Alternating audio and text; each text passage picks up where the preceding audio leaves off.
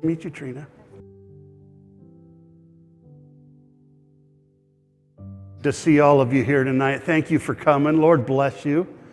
Raise your hand if you're new tonight. I know I just met Trina. So the people that are in the grief, anxiety, and depression class are, Tim and Nadine are on vacation. So now they're going to come in here and experience grief, anxiety, and depression from the book of Revelation. No, just kidding. I'm not. Yes, you have a question to start off with? Tell me. No, I'm in. Okay. We have a microphone. Is there a microphone? Well, it's a past question. Oh, come on. He's out there. Sorry, the microphone guy is in the other room. It's a question about one of the past things we've talked about? Fine. I was trying to remember that you said was in the New Testament. I can't remember if it was Paul or Peter. Okay. It was in there, and you said this was not spoken of in the Bible anywhere. Okay. So he must have gotten that from Enoch. That this was not mentioned about in anywhere, so he must have gotten it from Enoch. Do you remember what it was? I thought it was the word Satan. Or a word for Satan. The word Satan. But I can't. So the word Satan is used in the Old Testament. And in fact, there's a place, no, there are a couple of places where Satan is used as a proper name after the exile. So there's a famous passage in, boy, excuse me, welcome if you're watching on YouTube. We're starting off in the weeds already. So the word Satan means adversary. And so it's a general word for an adversary. So it's not necessarily like Satan, capital S, like we think. In fact, there's one place that it says that the angel of Yahweh was standing in the path as an adversary. So it says as a Satan. So we wouldn't say Satan, right? We'd say as an adversary. Somewhere in between the Testaments, so in the apocalyptic years between the Testaments and in places like Enoch, is where the whole idea of angels getting kicked out of heaven and rebelling. And so more and more, Satan becomes a title of the chief of those angels. In the one place it uses the name Azazel. But yeah, the idea of Satan, like when we think of Satan or the devil, is a little bit later in the New Testament. It's not much. There's some foreshadowing of it in the Old Testament, but there's not much of it. I'll give you the example.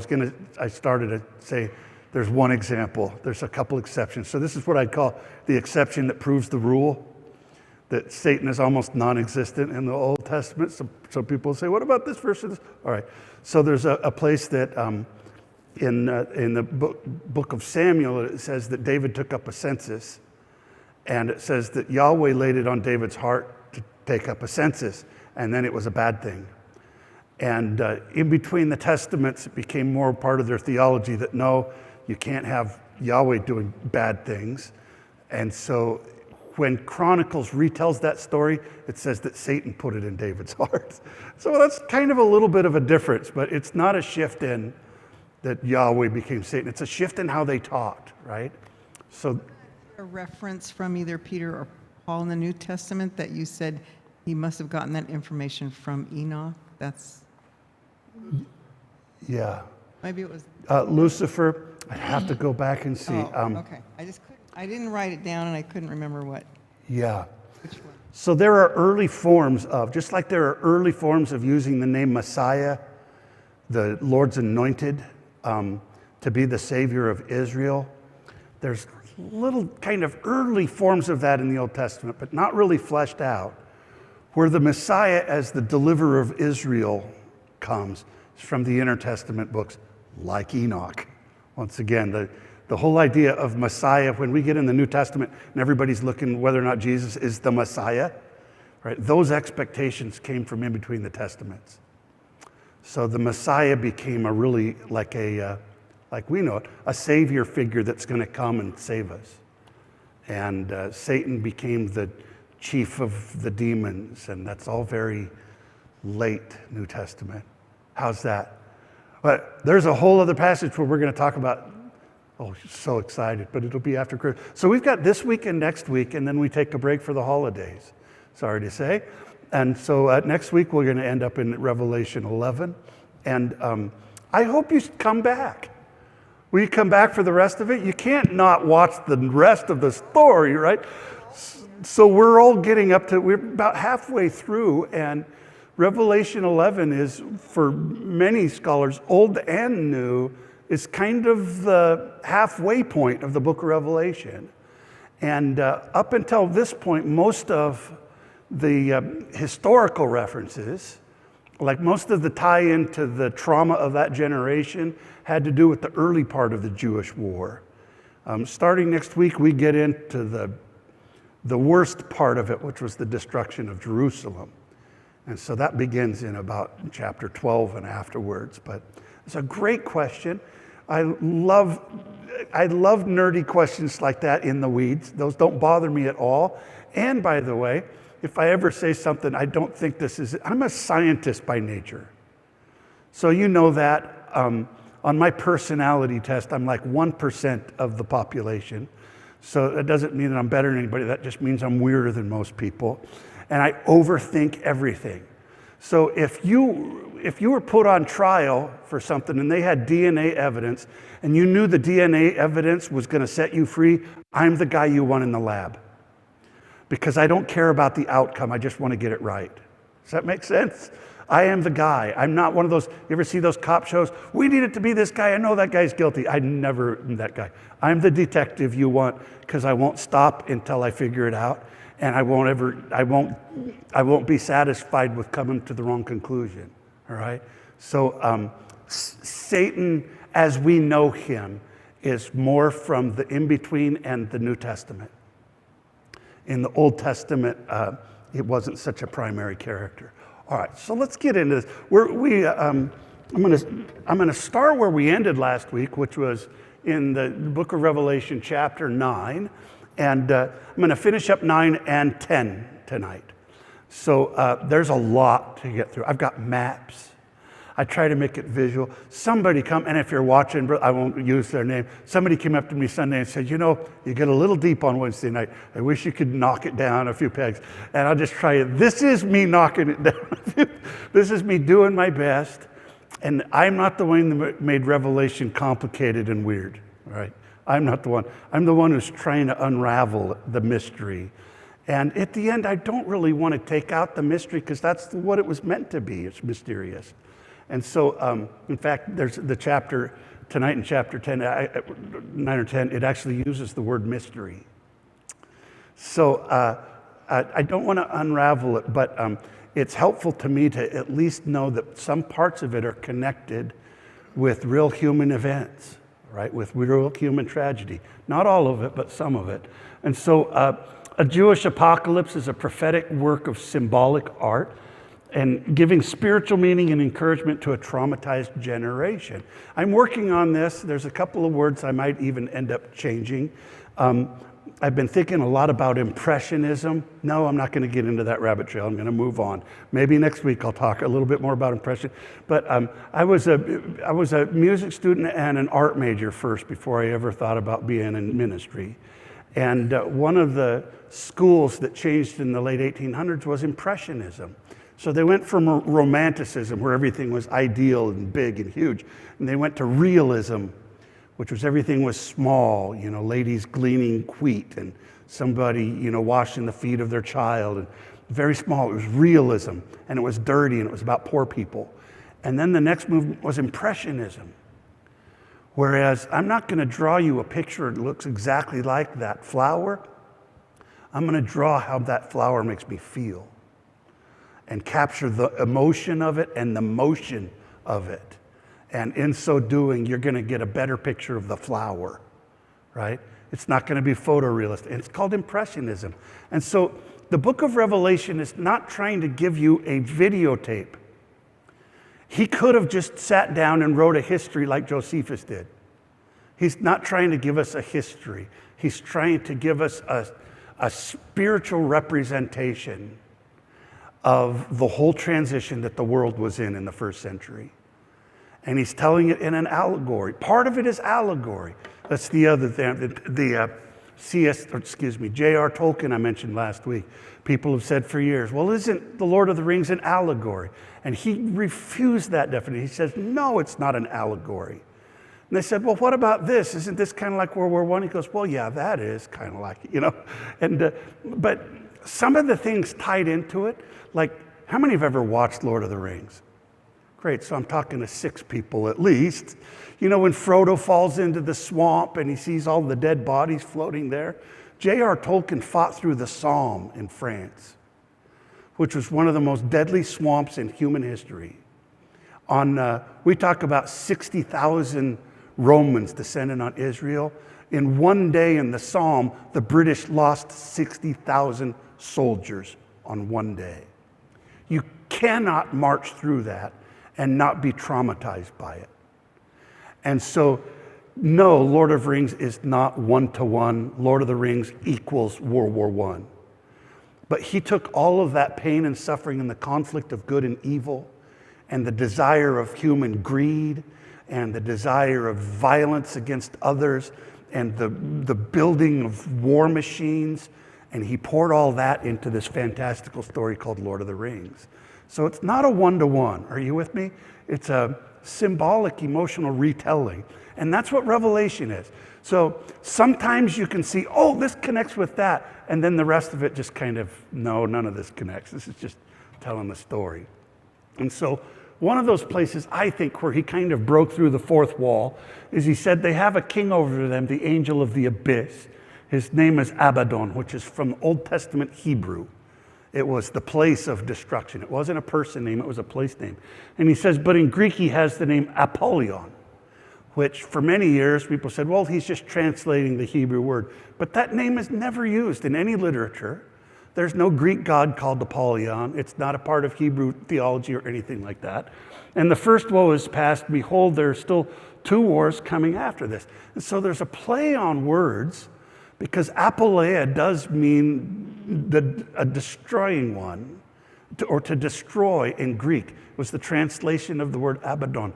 But Apollyon was also a play on the words because the leader of the Roman legions was General Vespasian. He was the Eisenhower of the Roman Empire. And he was the leader of the whole campaign. He came in with 4 legions, along with his son Titus, both of whom are going to be future emperors. And the leader of the 5th legion was Trajan, no, not that one, the father of the one who became emperor. And so he's leading this massive army. And the insignia of his army, the Legio 15 of the Roman Empire, its nickname was Apollinarius, which is an epithet of Apollo.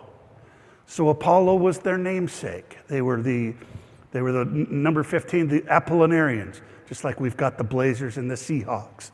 They all had a name. So I can't escape that. You say, is that proof positive? No, that's kind of like circumstantial evidence. But I think the people that were up in Asia Minor who this book was written to, when the 15th Legion marched right down through their towns using these flags, I think they would have got the connection. I think they would have got it. And maybe a couple of generations later, people are reading the book from scratch and they have no idea what it means. And so anyway, I think it's just one of those little places where it kind of breaks the mythological atmosphere of this dream he's talking about and ties it in. I think there's a couple of other little Easter eggs in this part too. And then the 6th angel sounded, and I heard a voice from the horns of the golden altar, which is before God. And so remember, this is a scene in heaven. And everything set up in the scene in heaven is kind of a replica of the temple. So back in the Old Testament, the old temple that Solomon built and then that Hezekiah built and Herod the Great rebuilt, it was supposed to be an earthly replica of heaven. And so now in John's vision, it's actually everything in heaven's actually set up like the temple. So there's the altar of incense, and then there's the brazen altar where the sacrifices are made. And then it says, saying to the sixth angel who had one trumpet, free the four angels who are bound at the great river Euphrates. So who are the four angels? So in Apocalypses, sometimes it says, and then I saw a man, and he's talking about an angel. Sometimes he says it's an angel, and he's talking about a general. These metaphors, it's sometimes hard to keep the scorecard, and nobody knows for certain who these four angels. Now, we've already had four angels. We've had the seven angels that stand before God. We have the four that are riding horses, the four horsemen of the apocalypse. But in this case, it says, the four angels were freed who had been prepared for that hour and day and month and year, so that they might kill 1/3 of mankind. And the number of the armies of the horsemen was 200 million. I heard the number of them. So just in case you're curious, I looked it up. There were not 200 million humans on the planet until 600 AD. There were not nearly that much. So this is more people than live on the planet when this was written. So that makes, this is a symbolic number. What does 200 million mean to you? More than you can count. More than you've ever seen. This is symbolic of, oh my God, it's like saying a bajillion. There were a bajillion horses and people coming out of nowhere, and we couldn't even count it. So who are the angels? You got to kind of compare it with the rest of it. The four angels come from across the Euphrates, which is kind of the limit of the land of Israel. So not necessarily literally the Euphrates River, which is a real river. But it says that later that the number of their armies and their horsemen. And so these angels have armies and horsemen. So what has armies and horsemen? Ready? What'd you say? Chiefs of states, is that what you said? Heads of states? Kings. You're so smart, George. I knew you'd get it. All right. So go back to the map. You remember last week I talked about when the war started, Nero and Titus were up here on a concert tour. And he appointed Titus, who's up here in the north. Panadonia is usually where the 15th was. And he comes down by land, right down through all the churches of Asia Minor, which is who Revelation was written to, marches around to Antioch up here in northern Syria to meet up with the 12th, who was the one that had gotten beaten down somewhat by the Jews, what started the war, and stole their aquila. Remember their eagle. Every legion had an eagle, and you don't lose the eagle. By the way, there's a movie, I looked it up, 2011. It's called The Eagle. And it's all about the famous story of the famous 9th Legion and a young Roman soldier whose father was in charge of it, and they disappeared and they got beat. And so the whole movie is him going down trying to defend the honor of his father and get back the aquila. This was a big deal. And so when they lost their aquila, he sent 3 more legions down. Titus went down here to Alexandria, which is North Egypt. This is a major hub. Other than Rome, this is probably the major hub of the world, because this is North Africa, and this is the breadbasket of the world. So this is where all their grain comes from. And they were getting ready to invade Ethiopia, which is down here. And so nobody online can see my pointer or where I just pointed south. And so he brings them all up to, Titus brings the other 2 legions up here to Ptolemais. And Josephus tells us something else. It says that 4 kings, one from Commagene, one from Syria, one from Judea, which is Agrippa, and one from Arabia, all sent their soldiers as well. That's another circumstantial thing that Josephus tells us. This is Josephus, who was a Jewish general that joined in with the Romans. And there were also considerable number of auxiliaries got together that came from kingdoms of Antiochus, that's Commagene, and Agrippa from Judea, and Sohemus from Syria, and each of them contributing 1,000 footmen that were archers and 1,000 horsemen. Malchus also, the king of Arabia, sent 1,000 horsemen, beside 5,000 footmen, the greatest parts of which were archers. So that the whole army, including the auxiliaries sent by the kings, as well as the horsemen and footmen, when all were united together, amounted to 60,000. So now we have a little bit more of a realistic number. 60,000 is a lot. 60,000 would feel like a bajillion to me if I was just in the walls of Jerusalem. So on one hand, we have the symbolic apocalyptic description of this horrible invasion. And on the other hand, we have an actual historical account. And one of the things he says was that when the Romans came in with their 4 legions, they were also joined in by 4 client kings. And so remember, these aren't, George said it, heads of state. Commagene, Syria, Judea, and Arabia, these are not foreign countries. These are all Roman provinces. So there's a reason I did not call it the Roman invasion, because that's like saying that the United States is going to invade Georgia, right?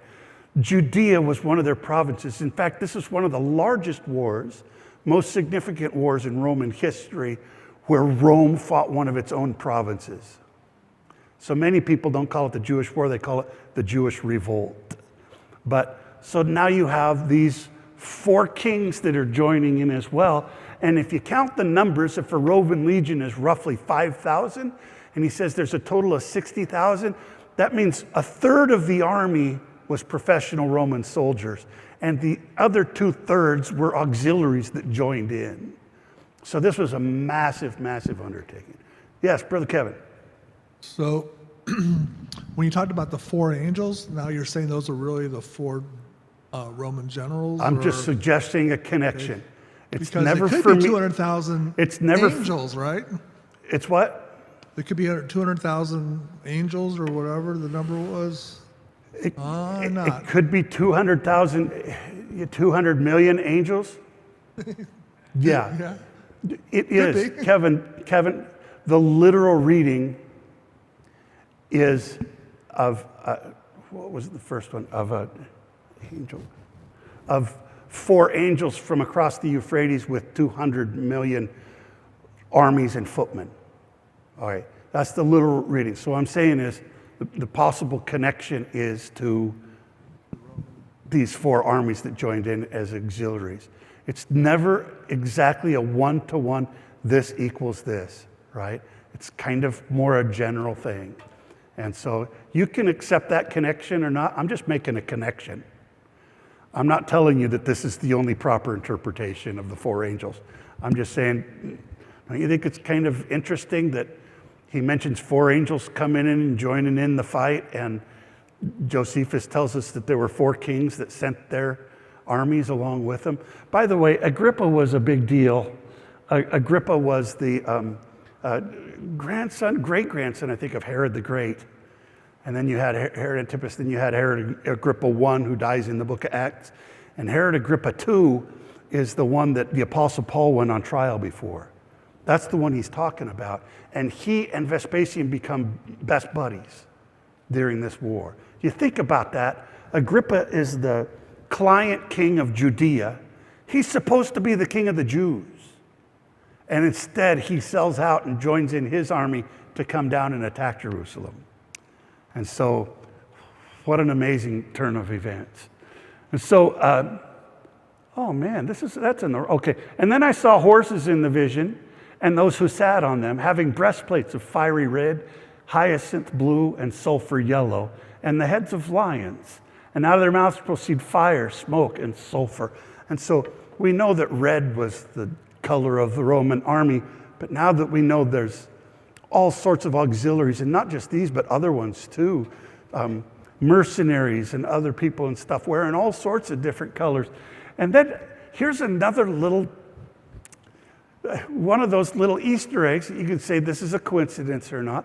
But while I was thumbing last week through pictures to find pictures of the banners and what the Roman legion said, and notice right here he says that they had a head of lions. Well, you always have to think, well, is that that's just part of the mythological description?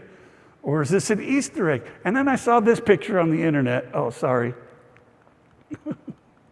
I saw this picture. And I said, what in the world? He's actually wearing a lion on his head. So I would have said, no, that's a symbolic part, right? But I said, what's the deal? So I had to look it up. So they had Roman signifari. The signifier was the one that carried the standard of the cohort or the century. The centuries of 6, and you join 6 of those and you get a cohort. And that guy would typically wear a bear on his head. You know, the Romans invented furries. You didn't know that, did you? He would wear a bear like a cape, maybe just over his shoulders and on his head. So the signifer wore a bear on his head. The vexillarius, he carried the standard of the legion, so that thing that said Apollinarius. And these guys were highly paid. They were very important. That guy would get twice the pay of a regular soldier. It was a very high honor.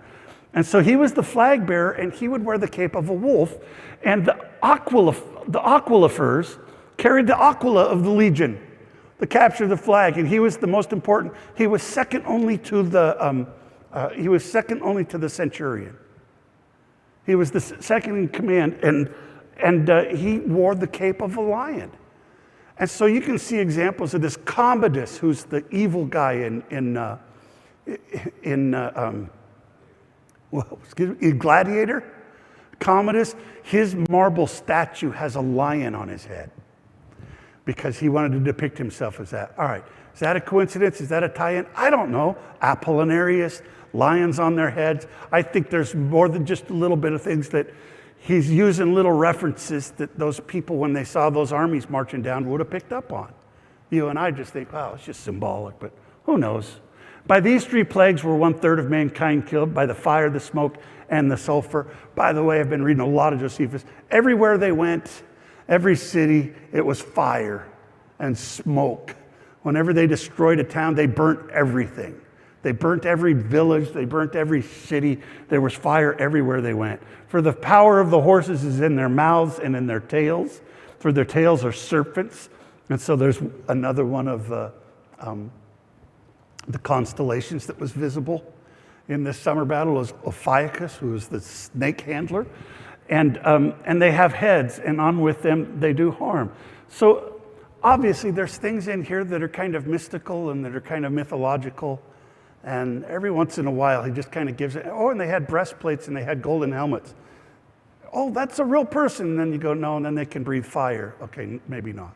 Maybe that part's figurative. And it kind of weaves in and out of a little bit of reality, but mostly he does not want you to get in mind that you're watching a videotape.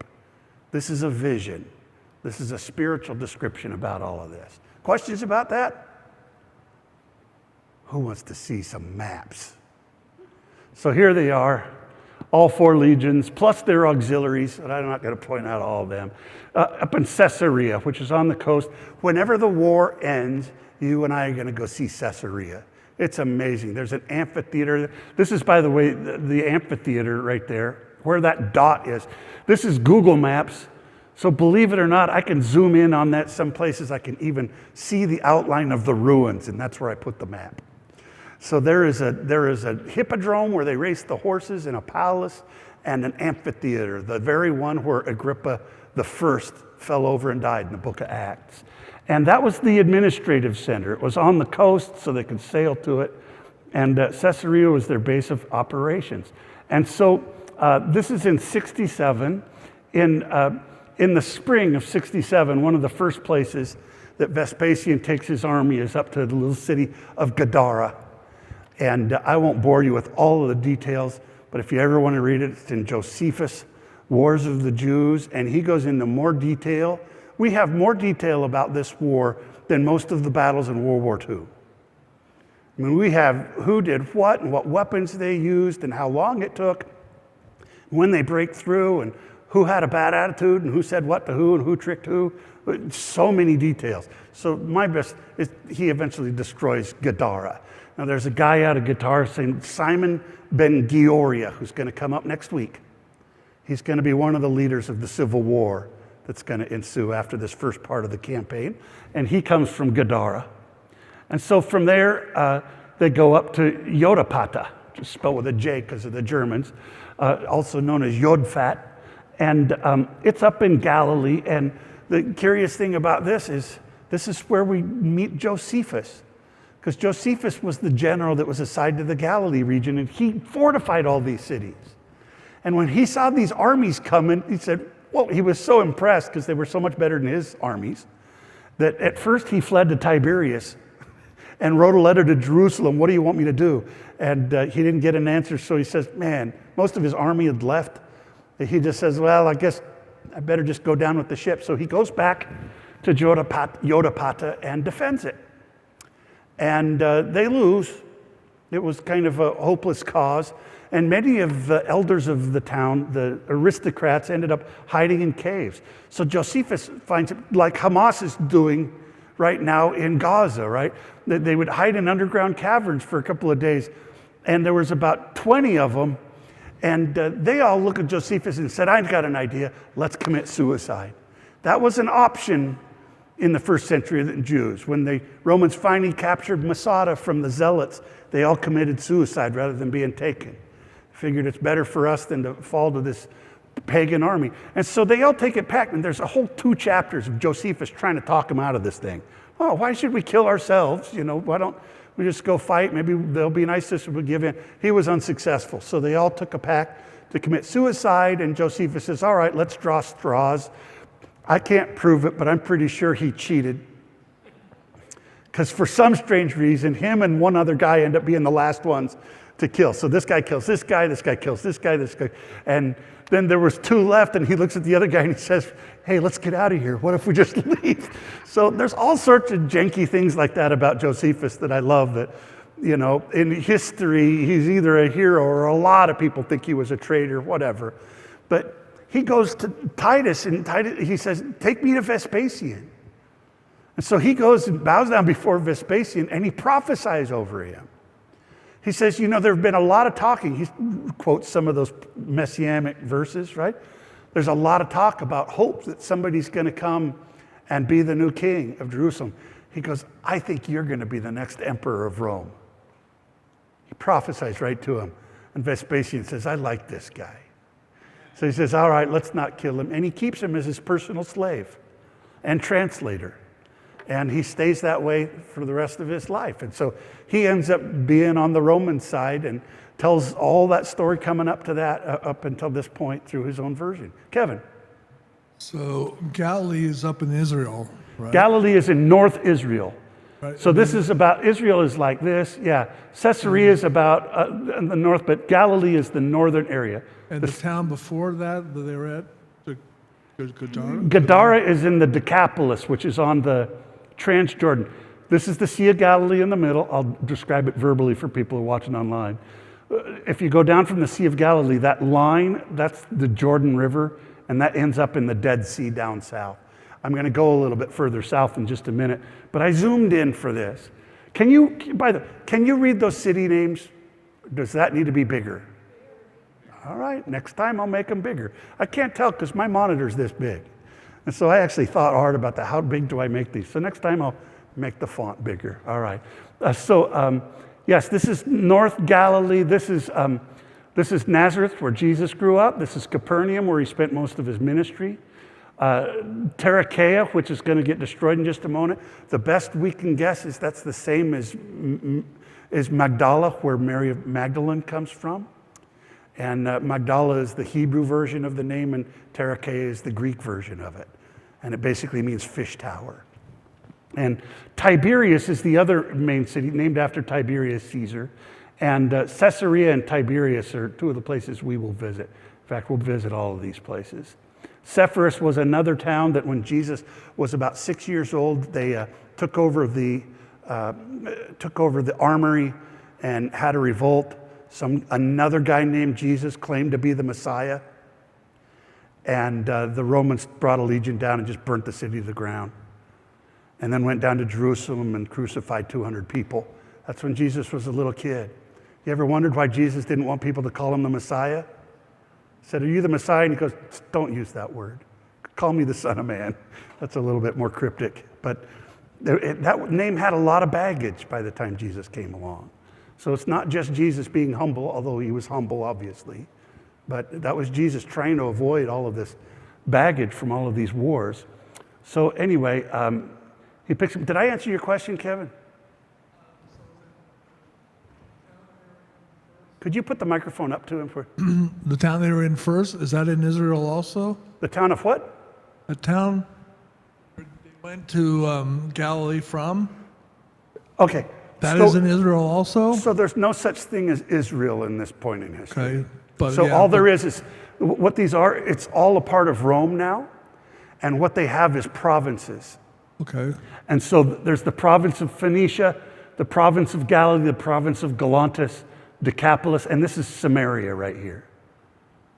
All right. But if you'd put modern day Israel on Modern that, day Israel, yes. Israel goes up here, and it goes up here, around here. So Gamla around here. This is the Golan Heights, and this is Syria. So the Golan Heights was taken in 67 from the Syrians and is still contested to this day. and Gadara is in modern day. Gadara is on the other side. It would be in modern day Jordan. Jordan. Okay. Yeah, because it's across the Jordan River. The Jordan River is the natural border now between modern Israel and Jordan. Back in the 60s, it was called Transjordan. Now it's just Jordan. All right, so let's go down south a little bit. We're still up here in Caesarea. Vespasian sends the fifth with, sorry, who did I say the other emperor was? With Trajan, the father of Emperor Trajan. He sends him down here, down in this area. This is Shechem, also known as Nablus or Neapolis during the Roman era. And Mount Gerizim was where the Samaritans had their temple. Remember, Jesus met with the woman at the well and said, "Woman, someday the worshipers are not going to worship on this mountain or in Jerusalem because God is spirit, and spirit worshipers will worship in spirit and truth." Jesus is prophesying about the fact, and it's coming true, that during this war, both mountains were destroyed by the Romans. And so the first one was destroyed by the 5th Legion. And then all of them go down. By the way, they resettle. Josephus says there was too many to put two legions in one of these cities. So he put the 15th and the 12th in Caesarea, and he put the 10th and the 5th over here in Scythopolis, which is another great city that we'll visit. Huge amphitheater. You can go up on the mountain, and right up on the hill is the McDonald's. True story. There's an amphitheater and a whole city street. It's beautiful. I used it for our Easter programs several years back, where you're peering through into an amphitheater. It's in Scythopolis. Bet Shan, in the Old Testament, it's where they nailed the bodies of Saul and Jonathan to the wall. And so now it's called Scythopolis. So 2 legions are over here, 2 legions are over here. And they had tried already a couple of times to get Joppa. Joppa's the place where Jonah fled. Joppa is also the place where Peter went and shared the Holy Spirit with the Roman centurion Cornelius. Kind of ironic now, but it's a port city. It's beautiful. Molly, when she was running marathons, ran all the way up that beach. I don't know how many miles, but it's just this beautiful little port city. I have a painting in my front room, an oil painting that Ron and Mary Martins gave me, because when we were at their house, I remarked how much it reminded me of Joppa. And it has been every single war that was ever fought in Israel, somebody's got to take Joppa. The Crusaders fought over Joppa. Richard the Lionheart and Saladin fought over Joppa. It's just an important city. And so they all went down and conquered it, destroyed it. It wasn't easy, but it was an inevitable task for 4 legions and 60,000 soldiers. And then they retired. So then Vespasian and Agrippa, the client king of Judea, being best buddies now, went up, way up in the north, you can't see it, but another Caesarea Philippi, which is way up in the north, and there's a beautiful waterfall there. It's a famous place at the foot of Mount Hermon. They had a vacation there for a while. They had a party for a while celebrating the fall of Joppa. And so if you can just imagine for the Jews, when they think about Agrippa was supposed to be our guide, he's up there partying with it. So I have a theory, skip ahead a little bit to next January. I think, and this isn't 1 equals 1, but I think when it talks about the beast of the sea, he's talking about the Roman generals, and the beast out of the land is Agrippa. So, we always translate it beast out of the earth because that's NIV, right? But it's beast out of the land. And so these were both colluding together to be the downfall of Jerusalem. And so while they're up there partying, they find out that there's some problems in Tiberias and Tarichaea. And so Vespasian sends Titus, his son, to go down and get the whole army. And they come up here to Cinabris in the south of the Sea of Galilee. And first thing they do is they go and try to talk sense into Tiberias, which is supposed to be one of their administrators.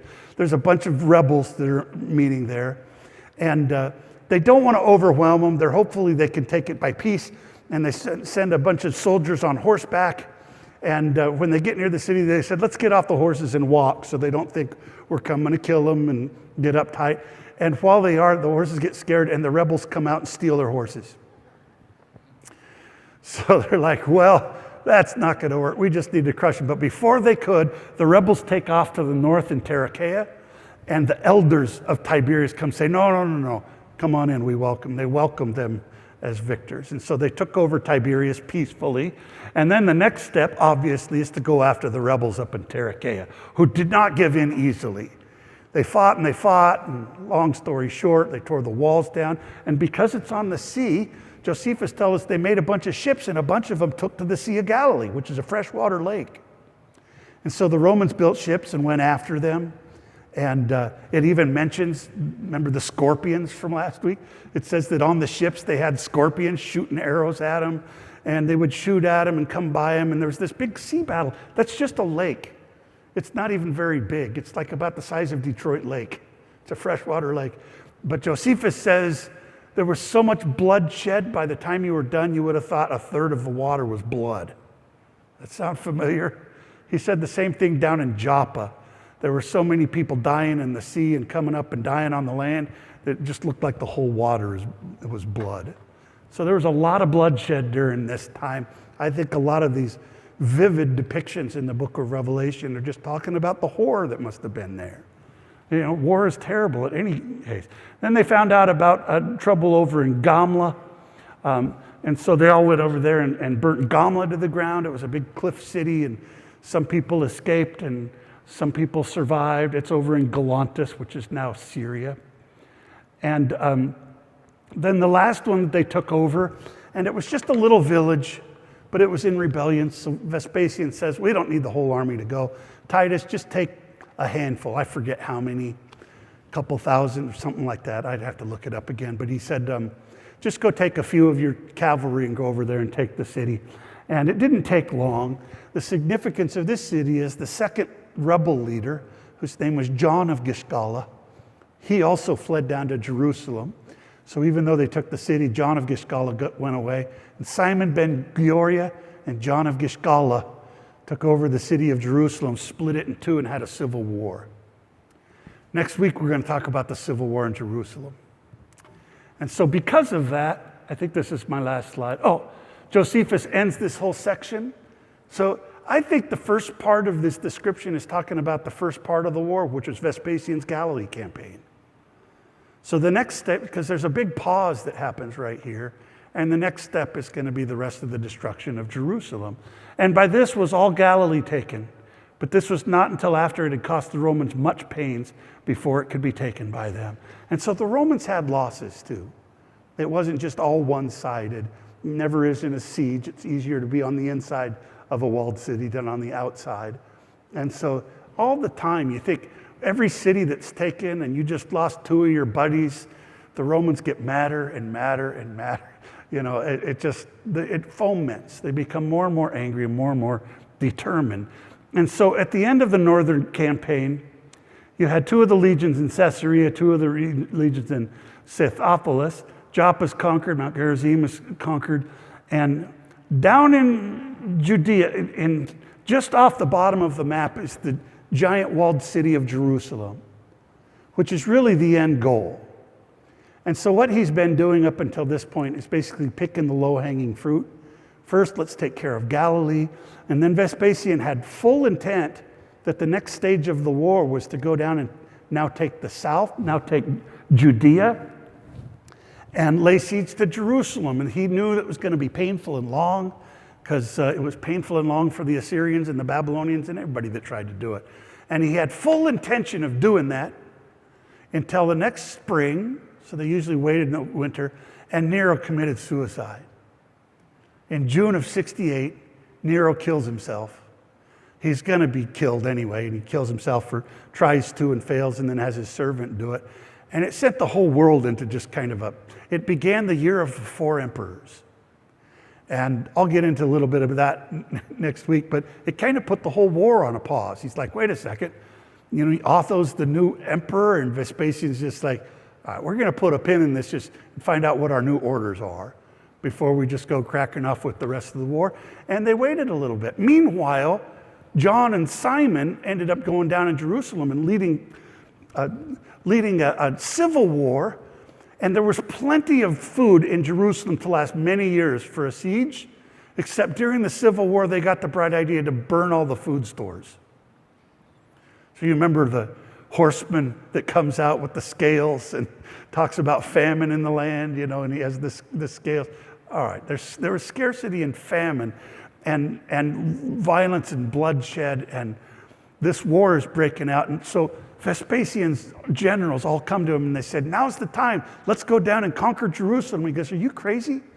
And he's the first to quote, I think Napoleon's quoting from him. He goes, never get in your enemy's way when they're destroying themselves. Something to that effect. Vespasian says, now is not the time to go. Look at these knuckleheads. They're down there killing each other. Just let them go.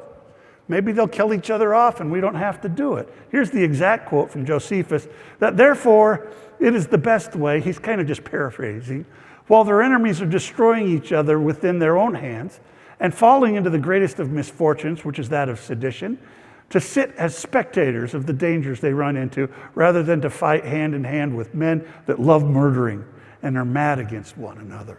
Lest you think that the Romans were stupid, they weren't. Some of our great philosophers were Roman emperors, and you didn't get to that position without having a head on your shoulders or something going on. Revelation 9 ends up, it says, the rest of mankind who were not killed with these plagues didn't repent of the works of their hands, that they wouldn't worship demons or the idols of gold and silver, of brass and of stone and of wood, which can neither see nor hear nor walk.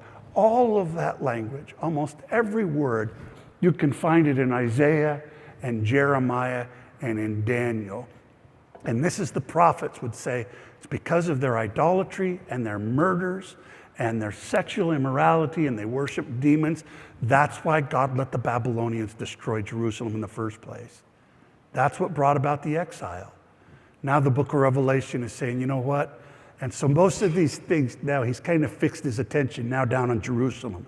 The rest, because Galilee kind of got wiped out.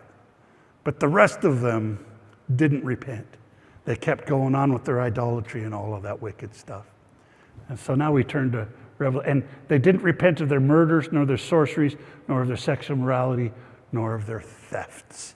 And if you read through Isaiah, Jeremiah, and stuff, all of those, they worship idols that can't, they have feet, but they can't walk. They have eyes, but they can't see. They have ears, but they can't hear. It's talking about the foolishness of worshiping anybody other than Yahweh. And so according to Revelation, the point of that end of that whole chapter is the reason Jerusalem got destroyed. It's not because the Romans were stronger. It's because Jerusalem fell back into idolatry. And it got destroyed for the last time. So he's making sense of it for the churches. Don't grieve over Jerusalem. They got what was coming to them. Questions? Revelation chapter 10. That was long to get through Revelation chapter 9. Is it now 7 o'clock? Man, this watch is terrible. This is going in the garbage. It's one of my cheap watches. And listen, 8 out of 10 of them are great. This one, not so much. I think it loses like 5 minutes every half an hour. Okay, so it's 18. Great, I'll get through this part quick. I don't have maps and lots of other stuff. It says, and I saw a mighty angel coming out of the sky, clothed with a cloud, rainbow on his head, face like the sun, and his feet like pillars of fire. A lot of this was in Revelation chapter 1. Remember that? So this is a mighty angel coming out of the sky, and this is kind of shifted now. This is going to kind of veer away from kind of the historical apocalypse, and now this is going to talk about the general sense. This is kind of one of those pauses. I think it's kind of interesting too, that it kind of pauses and has some, like a halftime show between the first part of the war and the second part that gets even more intense. If you've ever noticed, the last things that happen in the next few chapters is more and more. Now, instead of a third, it was all of mankind gets wiped out, right? And it pauses, and it has a little bit of a spiritual explanation. And most of this comes from Daniel and Ezekiel. So Ezekiel is first, even though it's later in the Bible. Ezekiel is a prophecy about during the exile when the Babylonians destroyed Jerusalem. And Daniel is about the war with the Seleucids when Antiochus tried to destroy the temple, and the Maccabees beat him off. And so they are both of these, Daniel and Ezekiel, he's going to borrow prolifically from them in a way to say there's nothing new under the sun. This destruction of Jerusalem was just like the former destructions of Jerusalem. And their apocalypse is now ours. Their story's our story now. It's just happening all over again. And he had in his hand a little open scroll. Many translations say book, but the codex wasn't quite, they might have had some, but it was not very well known. This is a codex. It's rectangular and it has pages. So whenever it uses the word scroll, the Greek word means writing. So what did they write on? They wrote on scrolls. So I think scroll's a better translation. And he set his right foot on the sea and his left on the land. And he cried out in a loud voice as a lion roars. And so here's a lion again. But Amos famously says, the Almighty has spoken, who can but speak? The lion has roared, who can but speak? The Almighty has spoken, who can but prophesy? So it's like a mighty voice of a lion. And when he cried, 7 thunders uttered their voices. This whole buildup is him building up that the ensuing judgment and destruction of Jerusalem is all by the command of the Lord. It's all by the prophetic word. It's all a decree that happened in heaven that this should happen. So John is encouraging those churches, don't think of the destruction of Jerusalem like we're victims. This is a part of God's master plan. And he says, and when the 7 thunders sounded, I was about to write, but I heard a voice from the sky saying, seal up the things which the 7 thunders said, and do not write them. Isaiah and Daniel already use this. Seal up the prophecy. Daniel says, seal it up until the end. And so what's he doing? He's just making it mysterious. Don't let everybody know that. This is a secret. Only the really special people can know this secret. Seal it up. And so it's the scroll, by the way, how you seal it. Remember, you put wax and then a signet ring on. And so even the word seal kind of brings to mind a scroll. And the angel who I saw standing in the sea and on the land lifted up his hand to the sky. I put in bold some phrases that I'm going to read you their source in just a moment. So when you see the phrases in bold, just take notice of how many word pictures are recycled. All right? So you understand how he's using it by going back and looking at the Old Testament prophets. And lifted up his right hand to the sky. This is how you swear, by the way. This is the angel, and there's a man in white, lifts up his eye and he swears. He swears by him who lives forever and ever, who created the heavens and the things that are in it, the earth and the things that are in it, the sea and the things that are in it. Notice the 3 realms, the heavens and the earth and the sea. You see that in Genesis 1. First he creates the heavens and then the earth and then the sea. These are very big picture concepts. They go all the way back in ancient Mesopotamia. All those were separate deities. There's the God of the earth and the sky and the God of the sea. Now they're the realms of mankind. So this is a judgment that's coming upon, it's a judgment that's coming upon the one that created every corner of creation. Everything came from him, and so he's the one declaring it right now, that there will no longer be a delay. And so one of the questions in the book of Daniel is, how long till all these things happen? And he's saying, he's swearing by everything that there's no longer gonna be a delay. So this is what? It's counting down to the end of halftime. The second part of the war. Can you just feel it? Anybody else think this is a brilliant book? How many didn't know all this stuff was? It's just absolutely, not only is it prophetic and Holy Spirit inspired, but it's one of the most amazing works of literature in human history. And so, and he says, in the days of the voice of the seventh angel, when he is about to sound, then the mystery of God is finished, as he declared to his servants, the prophets. So he's saying, listen, this is the culmination of all of those apocalypses before, the apocalypse of Isaiah, the apocalypse of Ezekiel, the apocalypse of Daniel, all of these apocalypses that came before, they're all finding their culmination in this one. And he says with it, and then he mixes it up and he uses some very Greek words. The mysterion, the mystery, is finished, which is etelestai. So there were several kinds of, did I put it on there? No, I did not. Okay, so Daniel talks about the mystery. During the night, the mystery was revealed to Daniel in a vision. But in Greco-Roman religions, there was an imperial cult, the worship of the emperor, which is going to come around when we come to the beast and the number of his name and the false prophet. It's going to be confronting the pagan emperor cult. The people bow down and would actually worship, not kind of worship, but would worship the emperor. So Nero and all the emperors, they were gods. They weren't just emperors, they were gods. And they would worship them and make sacrifice to them. And so there was the emperor cult, but there was also something called the mystery cults, or mystery religions. And so all over the Greco-Roman world, there was major centers you can go visit now, temples where they would have mystery. And like once a year, you could be initiated. You had to be initiated into these mystery religions. And it was all, you couldn't tell anybody what was going on. And, you would go in and you'd gather in these things and there were smells and bells and weird sounds and it was dark and there was all this just kind of mystical, and the idea was you were getting initiated in, and once you'd gone through this experience at the full moon or whatever, once you were in the cult, the word that they used was the word that he used. Now you were tetelete. So completed. So it was the completed of it. There's a whole building, a whole temple that was just built around this kind of experiences. So the word that John is using when he's talking to the people in Asia Minor, I don't know what just happened, kind of a paper jam, ever happened to you? But he's using language again, like he's borrowed from mythology. He's using language that they would have known up in Asia Minor. They knew the words like mystery and completed, but he's not trying to tie paganism into this story.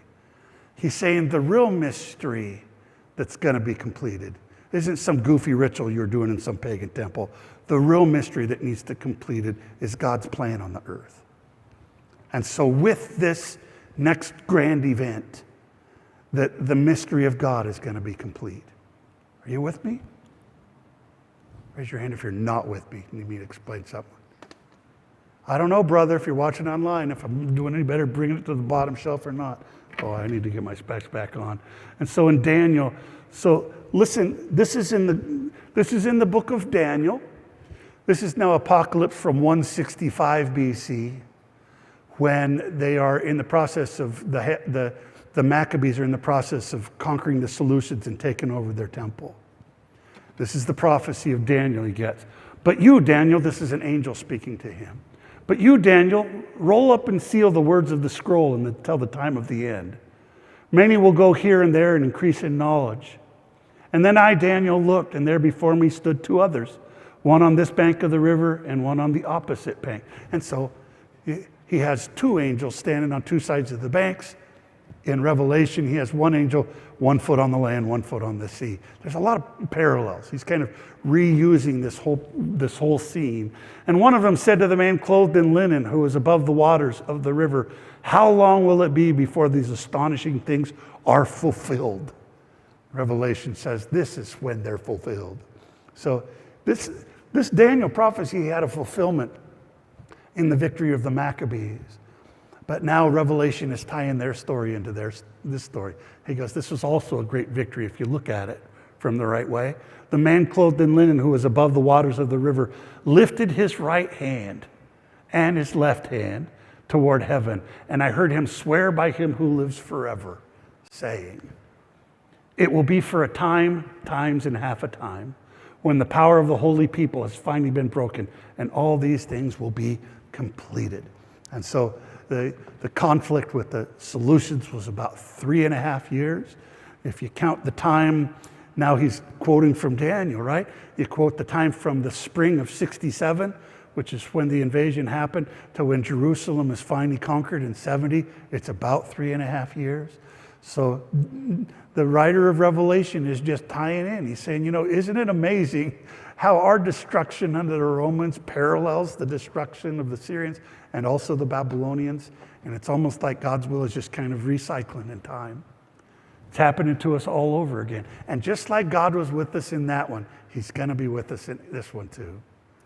And just as that one didn't destroy us, this is not going to destroy us either. We're still alive and well. The temple is destroyed on earth, but it's still alive and well in heaven. That's next week. We're going to talk about the Civil War, and we're going to talk about the temple in heaven. That's in Revelation chapter 11. And the voice which I heard from heaven again speaking with me, go take the scroll which is open in the hand of the angel who stands on the sea and on the land. And I went to the angel, telling him to give me the little scroll. And he said to me, take it and eat it up. It will make your stomach bitter, but in your mouth it will be sweet as honey.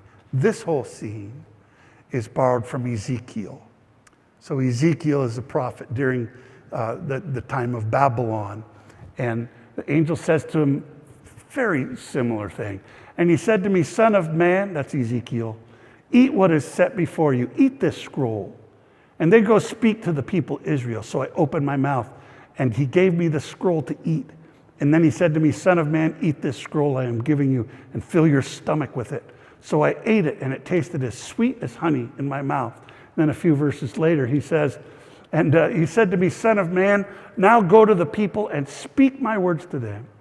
You are not being sent to a people of obscure speech and strange language, but to the people of Israel.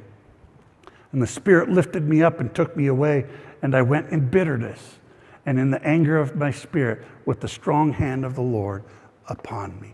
So what does this sound like? First of all, take this scroll. This is apocalypse. This is how apocalypses speak. Have you wrapped your brain around it yet, or is it still just weird? You got to listen to it like impressionistic art, right? It's not an exact thing. You got to listen to the emotion. What is the emotional impact of that? Take this scroll and then eat it, and then say what it says. What is that talking about? It's like the Lord is giving him the prophecy. It's a proclamation of judgment. Take this scroll and eat it. Devour it. Take it into your soul, and then speak it to the people. I'm sending you to go speak a prophecy to the people that judgment is coming. And he says, but it was a sweet experience. Like at first I said, oh, this is great. The Lord is speaking to me. And then it dawned on me what I was saying, that you're all going to be destroyed. And so then it was bitter in my stomach. Sounded sweet at the beginning. It's just kind of a bittersweet. There's a bittersweet to a prophecy about the destruction of the oppressors, right? It's sweet because we're going to be set free, but it's bitter because it means the destruction of those people. You know, as much as Noah's flood saved Noah and his family, it also destroyed everybody else that was on the plains. And so he's saying this word is coming. It's not just happy. You know, the book of Revelation, we think it's not just about a happy ending, it's about a just ending. It's about that this is something that needed to happen, that fall of Jerusalem and the destruction of the temple, but God's got good things for his church after it. Questions about the little scroll. You get just the big picture. Sometimes you get into the weeds. Sometimes you have to take 5 steps back and look at the big picture of it. The little scroll. And I think it's important to go back and read how it was in Daniel, because if you can hear how Daniel used those words, and you can say, oh, now I get what Revelation is talking about. You know? It's this proclamation. And the angel puts his hand in the word, I swear by him who lives forever, there's going to be no more delay. Because Daniel said, how long, how long? And so you remember earlier in the book of Revelation, those saints are under the altar and they're praying, how long, O Lord? How long till you avenge our blood? This is the answer to that prayer, is the angels coming and saying, it's no more waiting, it's coming. Halftime's almost over. And the thing about it is, what's coming is not happy. What's coming is a spiritual explanation about the destruction of Jerusalem, and according to Josephus, as many as 1.1 million people, because it was in the middle of the Passover. Tacitus says more like 600,000, so somewhere in there, lots of people died. And so and I took the scroll out of the angel's hand and I ate it, and it was sweet as honey in my mouth.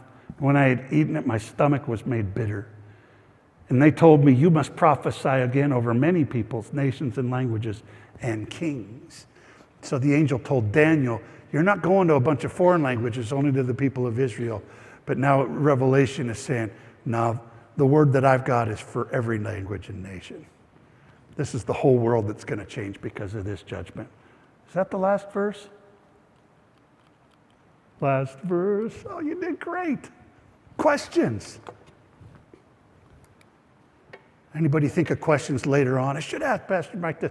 Ask me now, there's no dumb questions, because if you have it, maybe somebody else does. What do you think? How did I do it? Did I put it on the bottom shelf? You know, here's what I said to the brother the other morning. I said, you know, when I watch the weatherman, I don't understand half of what he's talking about either, but I can understand he said it's going to rain today. So it doesn't matter if you followed every last little rabbit hole that I said, but did you get one or two things? If you get one or two things, man, that's the price of admission right there. How much did you pay to get in here? I forget. What? Kevin, and then George. George and then Kevin. Yeah, my question is, you were talking about, I'm going way back to the beginning, the devil. Yeah. Isn't in Isaiah where they talk about the Lucifer, or they getting thrown, cast down to the earth? Is that the devil? Yeah, I actually talked about that last week. I wasn't here. Go back and watch last week's video. So yes, George, you're right in this sense, is that throughout the Middle Ages, many people connected Isaiah 14 with the devil. And part of it is because they translated the Hebrew word halel into Latin, which is Lucifer. And it's the only place mentioned in the Bible. Halel just means shiny one. Halel is not the title of any god or a title for Satan. But that verse became a whole prophecy about Lucifer falling from the sky. And so what it is, Isaiah, that's a part of Isaiah that's very apocalyptic, like Revelation. So it speaks in symbols and things like that. And he says, take up this taunt about the king of Babylon. So he's talking about the king of Babylon and the fall of Babylon. Could be Nabopolassar, the last emperor of Babylon. But that passage was written upon the fall of Babylon conquered by the Persians. But it's very poetic. And so it calls him oh, you exalted cherub, which is like an angel, right? And he says, oh, you ascended to the heights of Mount Zaphon, which is a mountain in northern Syria on the coast, which is a part of Canaanite mythology. And so that whole chapter is kind of Canaanite mythology. It's a big poem that's talking about the fall of Babylon. So from that, in the Middle Ages, they made up all sorts of things about Satan, about Lucifer being Satan and all of that. But is there devil? That's a different question. Yeah, there is in the Bible, yes, of course. And so, Yeah. If you were to ask me in high school, I would have told you, and I think I even told some of my friends that weren't believers, I said, yeah, absolutely, matter of fact, that Satan's name used to be Lucifer, and he used to be the worship leader in heaven, and then he was kicked out because of his pride. Almost none of that's in the Bible. But I would have told you that that was just the fact of it. That is various passages put together to weave a story together. So yeah. Oh no, he's there. Yeah, the name Lucifer is not was not a name. In Hebrew, it's Halel, and it's not a known name of a deity. I think originally it was just a taunt. He also calls him son of the morning. O Halel, son of the morning. King James translates it, O Lucifer, son of the dawn, you were cast out of heaven. So, but King James was 1611, and it was built on how they talked about it by then. Kevin, I hope yours is even more deep than that one. So I don't think this is really related to Revelation, but what you talked about, when they had the 4 different armies, Yeah, and you said, was it Tiberius or whoever, says, hey, it doesn't make sense to have all 4 of them in Caesarea or whatever, let's split them up. yeah, But they didn't last split up for a while. They all No. joined together to, and I mean, that's 60,000 soldiers or whatever. That's a lot of yeah. firepower. And you got to take, so Kevin, take my symbols with a grain of salt. So when Josephus is telling the story, specifically he says, we took these 2 legions to Caesarea and we put these 2 in over there. He doesn't always tell us how many of the 4 legions went to go attack Joppa or how many of them went up to attack Tiberias. I would assume that not all 60,000 went everywhere. So they stationed garrisons all around. And Josephus sometimes tells us how many legions or who took how many horsemen. He doesn't always tell us. He just says that, so in the cases where he doesn't tell, he just says, Titus brought the army up to Sanabaris. All right, how much of the army? I have no idea. He just doesn't tell us. So I would assume probably, yeah, not all 4 of those legions were going around, regardless if that's the way my little logos look like. So take that part with a grain of salt. It's the big picture. And even Josephus, we don't know how minutely he was guarding his details. We know, for example, that he exaggerated numbers sometimes. So do a lot of war accounts. You try to get a straight number from Reuters on how many people died in a last battle in Ukraine. You can't. So it was even worse back in those days. So, yeah. Yeah. Good question. And by the way, if you doubt my research or you doubt any of it, it's okay with me because you can look it all up. Nothing that I've said today is a secret truth. Nothing. I'm not asking you to take my word for it. I'm not telling you, don't read, just listen to me. Look it up on Wikipedia. Look it up on, you can Wikipedia the Jewish war and get most of what I've got to you tonight. And so look it up for yourself. And if you find different information, let me know. All right?